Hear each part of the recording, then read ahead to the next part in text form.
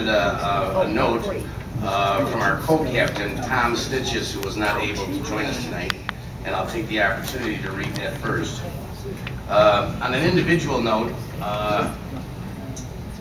I just would like to say that Loyola Academy is a very, very special place for me and my family.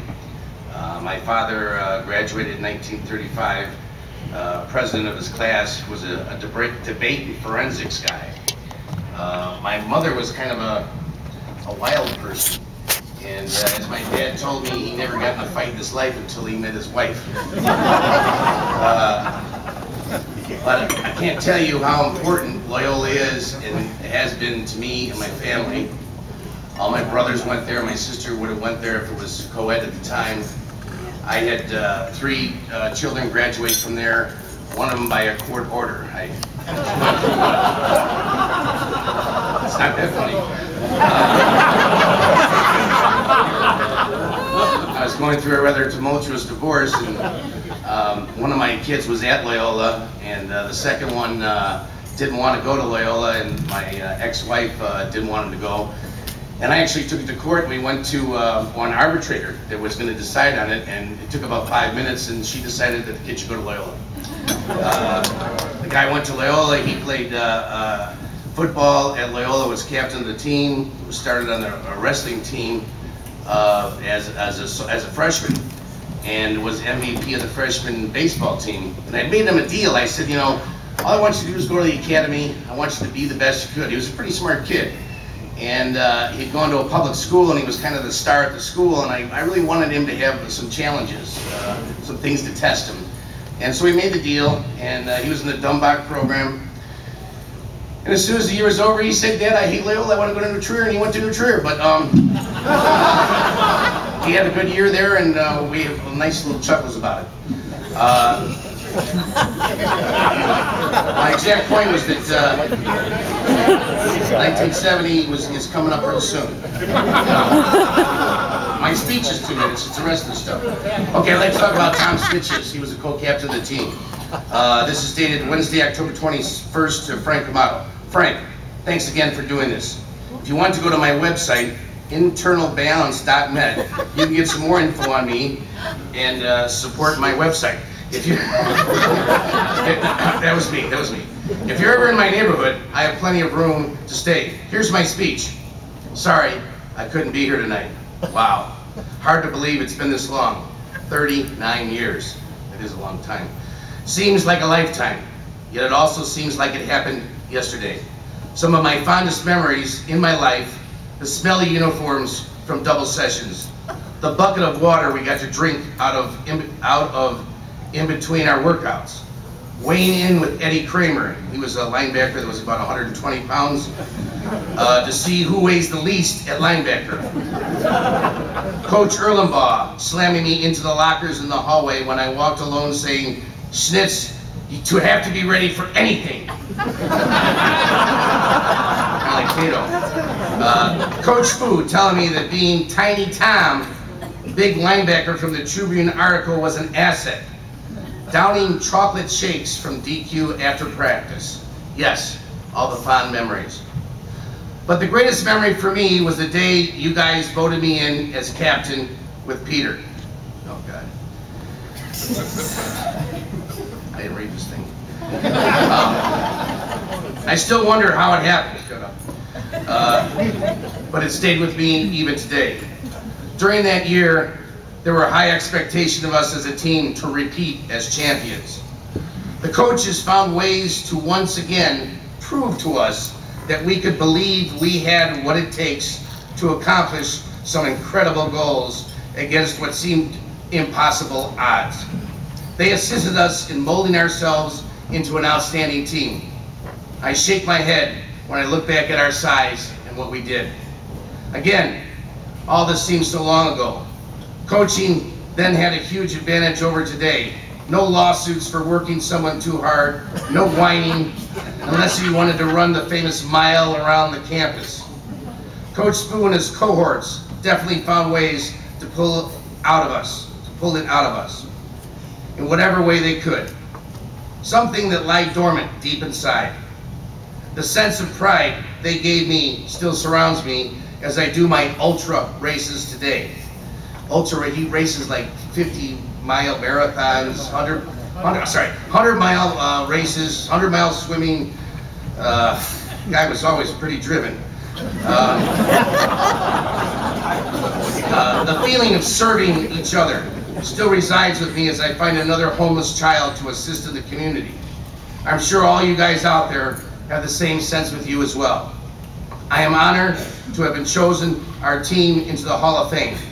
But one thing I know for sure, without Coach Spoo, Coach Powers, and all the staff, we wouldn't be here today. Thanks again for showing you still believe in us.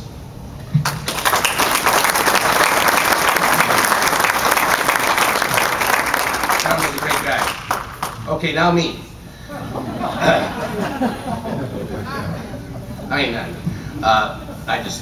Good evening, Loyola Academy, Hall of Famers.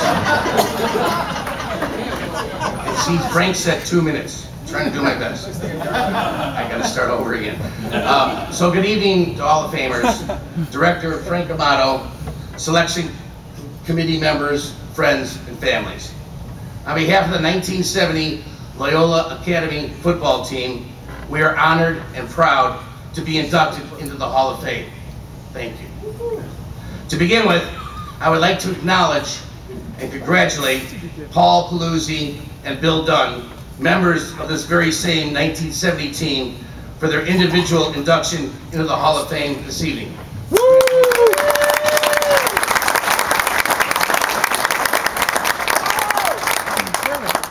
I would also like to recognize earlier Hall of Fame inductees of the 1970 team, Mr. Jim Pooler, Mr. Mike McKiernan, Mr. Tim Cerny, and Mr. Don Holland, the first African-American inductee of the Hall of Fame.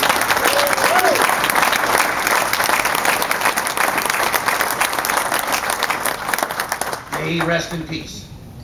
Don Holland passed away.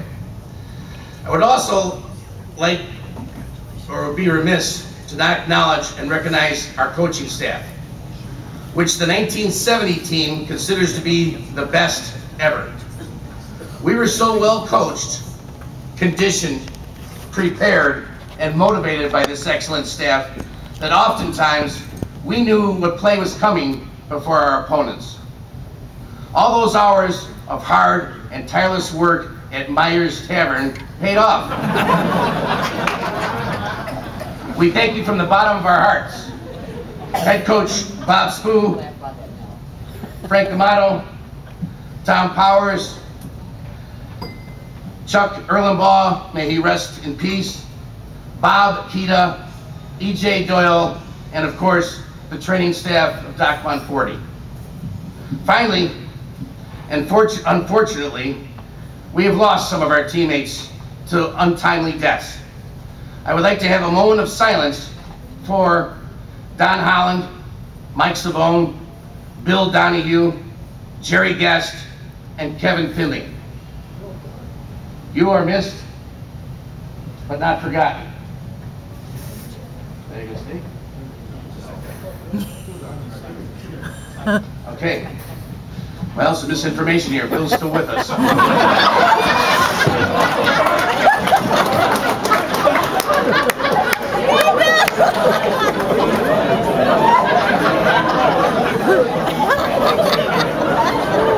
Where the hell is it?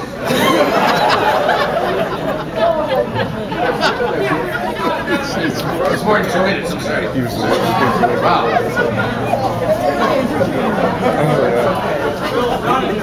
He's doing good.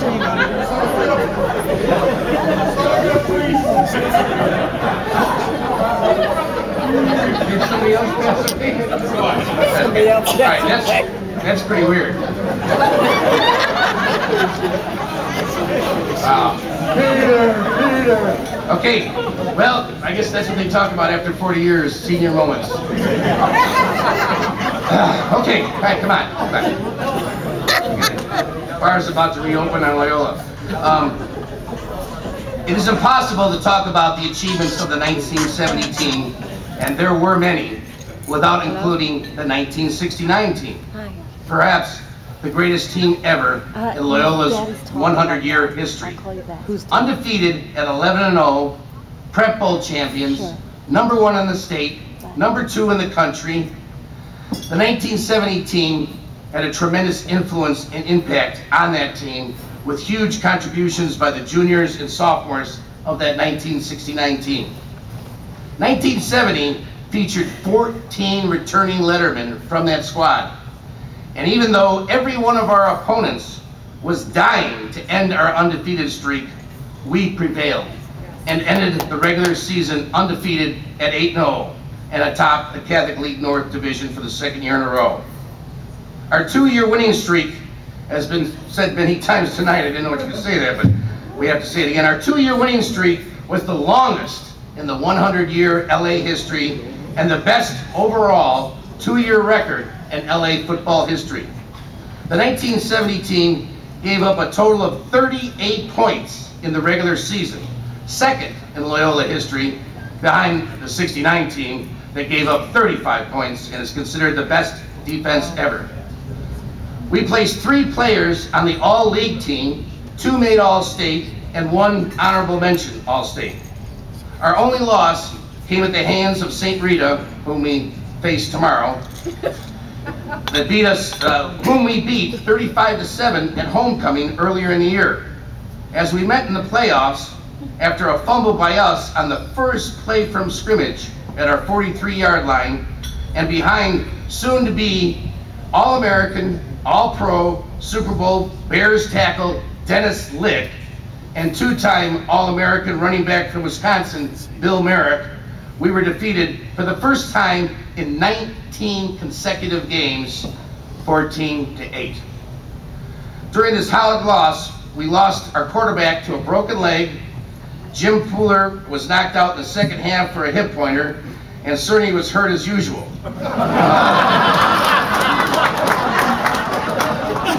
We also had a punt block for the first time in 2 years, which Tom Powers was always, every detail of our team, special teams, everything was always a major influencer of. The 1970 team came very close to perfection. A 2-year record of 19-1, 19 consecutive victories, repeating division champs, a defense that gave up 4.5 points per game, and 6 individual Hall of Famers illustrate why we belong in the Hall of Fame. Our records and accomplishments will probably never be broken or even challenged. No one can ever take away what we did as a team, and now we have received the recognition we were so deserving of. One more. Our induction into the Hall of Fame was a long time coming, almost 25 years, but it has come, and we've had 2 additional teammates inducted as well. We are honored and blessed by this induction. None of us will ever forget experiencing playing for Loyola, the friends and bonds we made, and the positive impact the experience made on all of us. Thank you all once again, and go Ramblers.